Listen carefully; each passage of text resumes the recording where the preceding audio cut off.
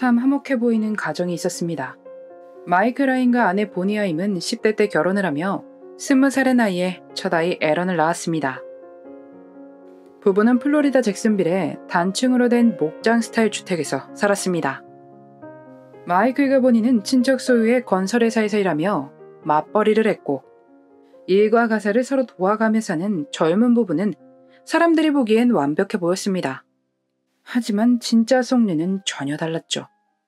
어쩌면 결혼 초기에는, 그러니까 신혼생활 중에는 사이가 좋았을지도 모릅니다.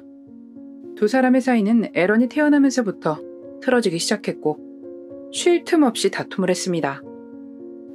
집이든 직장에서든 가리지 않고 말이죠. 마이클은 보니를 다방면으로 힘들게 했는데 말은 말대로 손은 손대로 사용했습니다. 마이클의 행동을 지켜보았던 친척은 보니가 힘들어하던 상황들을 기억하고 있었습니다. 한 번은 회사 주차장에서 격한 다툼을 벌였고 그 과정에서 마이클은 보니의 손톱을 부러지게 만들었습니다. 이때 보니가 이제는 마이클이랑은 안 된다. 끝내야겠다. 는 마음을 먹게 됩니다. 1992년 떠나기로 마음먹은 보니는 계획을 짜기로 했습니다. 왜냐면 마이클의 성격에 결단코 떠나는 것은 쉬운 일이 아닐 테니까요. 일단 보니는 수중에 돈이 있어야 한다는 생각에 따로 통장을 만들었습니다. 은행에서 오는 서류들이 집으로 오지 못하도록 회사 주소를 적어내며 나름 철두철미하게 행동했지만 어떻게 알았는지 마이클은 그녀가 은행 계좌를 만들었다는 사실을 알게 됩니다. 마이클은 당장 계좌를 없애라고 분노했고 그 바람에 보니는 계좌를 없애야만 했습니다. 하지만 보니는 계획을 포기하지 않았습니다. 전에는 하지 않던 행동들에 마이클은 보니에 대한 의심을 지울 수가 없었습니다. 그녀가 자신을 떠나려 한다는 그런 느낌 말입니다. 마이클이 그런 의심을 하고 있다는 것을 보니 역시 느끼고 있었습니다. 서두르기 시작합니다. 보니는 현금 $1250를 친한 친구에게 맡겨두고 새 아파트의 계약금을 낸 뒤 그 동네에서 에런의 유치원 등록을 했습니다. 그리고 1월 말에 있을 마이클의 출장날을 결전의 날로 잡았습니다. 1993년 1월 6일 저녁, 보니는 오후 7시 30분경 퇴근을 하고 집에 돌아왔습니다. 평상시와 똑같이 아들과 마이클의 저녁을 준비하고 베이비 샤워를 계획하려는 친구를 돕기 위해 그 집으로 찾아갈 예정이었습니다. 미안해. 못 갈 것 같아. 8시 30분, 본인은 친구에게 전화를 걸어 갈 수 없다고 전했는데 이때 보니의 목소리는 울고 있는 느낌이 들었습니다. 그리고 다음날, 보니는 회사에 출근하지 않았습니다. 한편 한 호텔 직원이 호텔의 뒤편에 놓인 쓰레기통에서 지갑을 발견했고 수상함을 느낀 그는 경찰에 신고를 했습니다. 경찰의 확인 결과 지갑의 소유자는 보니 하임이었습니다. 얼마 뒤 그녀의 차가 호텔에서 멀지 않은 위치에 있는 잭슨빌 국제공항 주차장에서 발견됩니다. 이 이상한 증거들에 경찰은 보니의 남편인 마이클에게 연락을 취했고 그와 인터뷰를 진행했습니다. 그리고 찾아온 경찰들 때문에 마이클은 그녀의 실종 신고를 하게 됩니다. 보니와 그날 밤 좀 다퉜어요. 11시쯤인가? 보니가 집을 나가더라고요. 그날 마이클은 자신의 어머니에게 연락해 집에 돌아오지 않는 보니를 찾기 위해 나가야 하니 에런을 좀 봐달라고 부탁했습니다. 마이클은 45분 정도 보니를 찾아다녔지만 발견하지 못해 집으로 돌아와 어머니를 다시 돌려보내고 경찰에 신고하지 않은 채로 잠자리에 들었습니다.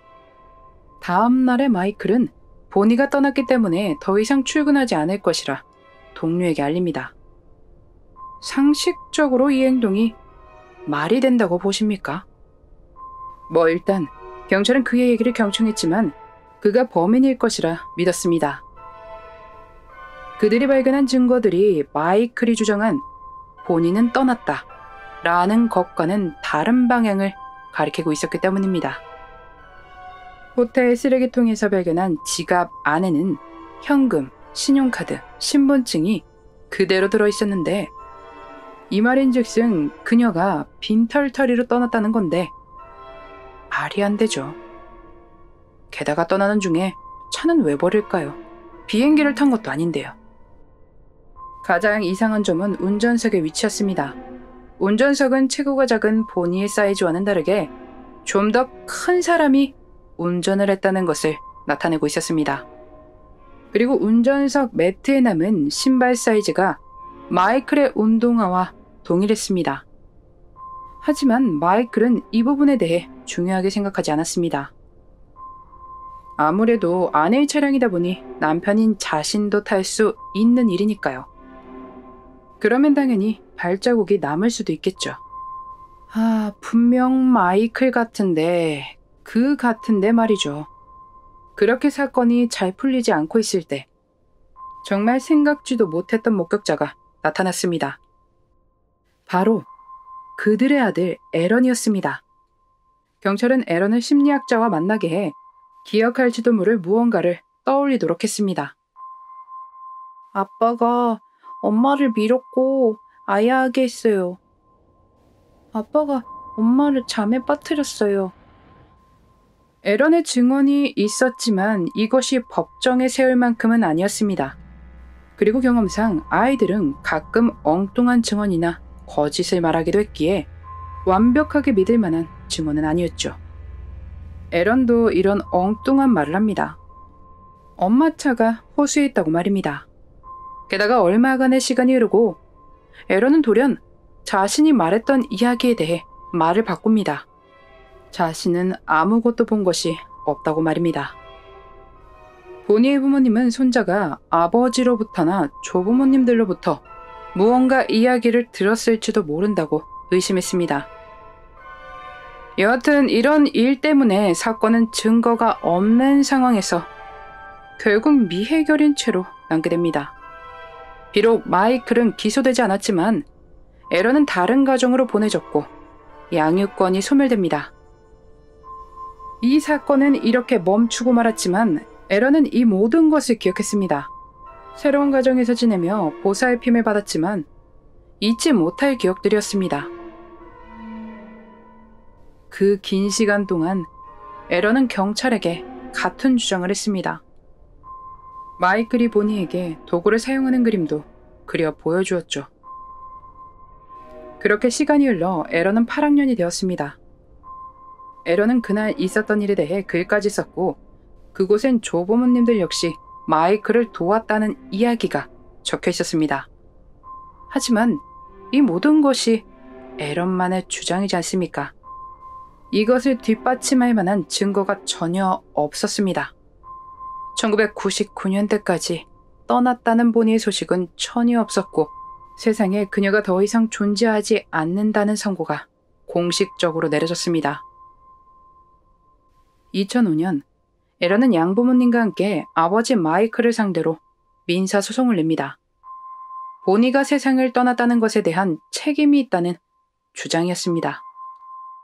처음에 실종 신고도 하지 않았었고 여러 가지 이유들이 있었겠죠. 에런은 승소합니다. 법원은 2,630만 달러를 에런에게 지불하라는 명령을 했고 잭슨빌에 있는 세 가족이 살았던 그 집의 소유권 역시 에런에게 넘어가게 됩니다. 소송에서 승소하고 세월이 흘러 2014년 12월 에런은 노후화된 집을 개조하기로 마음먹었습니다. 특히 뒷마당의 조경을 손보려고 했죠. 전환과 함께 뒷마당을 손보다 두 사람은 흙 속에서 이상한 것을 발견했습니다. 에런은 마치 코코넛으로 추정되는 것이 들어있는 비닐봉투를 집어들었습니다. 비닐을 뜯어본 두 사람은 소스라치게 놀라며 사건을 맡았던 형사에게 연락을 합니다. 경찰은 유해를 수거해갔고 2015년 8월 본이라는 것을 알아냈습니다. 에런에게 집이 넘어가기 이전에 마이클은 집을 임대한 적이 있었는데 집을 임대한 사람들에게 뒷마당을 손보는 것은 절대로 안 된다고 당부했었답니다. 에런이 기억하고 있던 아빠가 엄마에게 도구를 사용했다던 말이 맞았습니다. 보니에게서 도구의 흔적이 나왔습니다. 2015년 8월 24일, 마이클 하임은 보니의 혐의로 구속 기소됩니다. 저는 보니를 정말 사랑했어요. 마이클은 당연히 자신이 무죄라고 주장했죠. 그녀를 사랑했다는 이유를 대며 말입니다. 재판은 2019년 4월 8일에 시작했습니다만 마이클의 변호인은 본이라는 것은 밝혀졌지만 마이클이 했다는 증거가 전혀 없다는 변호를 펼쳤습니다. 하지만 이 사건에서 가장 핵심적인 증인이 있죠. 에런이요. 변호인들은 에런의 말에 모순이 있기에 그가 썼던 글들을 증거로 채택될 수 없게 해달라 법원에 탄원하려 했지만 판사는 증언을 허락합니다. 에런의 증언에 신빙성이 있느냐 논란의 여지가 있었지만 결과적으로 4월 12일 그는 2급 혐의로 유죄가 내려졌고 최종적으로 종신형이 선고됐습니다. 시간이 많이 흐른 만큼 에런의 기억이 조금쯤은 와전된 것도 있을 것입니다. 하지만 결과적으로 아버지 마이클이 범인이었다는 것은 틀리지 않았죠. 어릴 때 말을 번복한 것 때문에 여론의 많은 질타를 받았었지만 결국엔 에런은 진실했습니다. 그의 믿음이 있었기에 이 사건이 해결된 것이 아니었을까 생각됩니다. 에런의 신념에 경의를 표하며 오늘 사건 마무리하겠습니다. 아들에게 영원히 잊지 못할 기억을 심어주고 끝까지 발뺌을 하던 마이클 하임의 그날의 미스터리였습니다.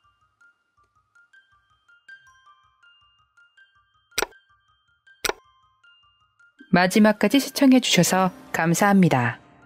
좋아요와 구독은 저에게 큰 힘을 줍니다. 오늘 하루도 수고하셨습니다. 좋은 밤 보내세요.